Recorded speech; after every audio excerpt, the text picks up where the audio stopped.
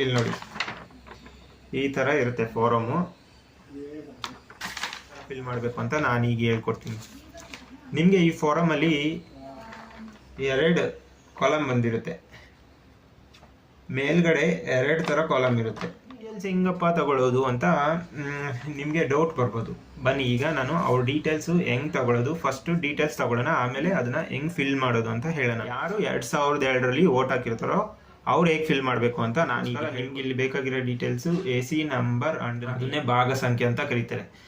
ಮತ್ತೆ part serial number ಅಂತ ಇದೆಯಲ್ಲ ಅದನ್ನ ಕ್ರಮ ಸಂಖ್ಯೆ. ಇದು ನಮ್ಮ ಅಪ್ಪಂದು ಫಿಲ್ ಮಾಡಿದ್ದು. ಅವರು ಇಲ್ಲಿ ರೈಟ್ ಸೈಡ್ ಇಲ್ಲಿ ನಿಮ್ಮ ಡೇಟಾ ಈಗ ಪ್ರೆಸೆಂಟ್ ಇನ್ಫಾರ್ಮೇಶನ್ ಇಲ್ಲಿ ಫಿಲ್ ಮಾಡ್ಬೇಕು ನೀವು ಅಕಾರ್ಡಿಂಗ್ ಟು ಯುವರ್ ಆಧಾರ್ ಕಾರ್ಡಲ್ಲಿ ಹೆಂಗಿರುತ್ತೋ ಹಂಗೆ ಫಾರ್ಮ್ನ ಫಿಲ್ ಮಾಡೋದು.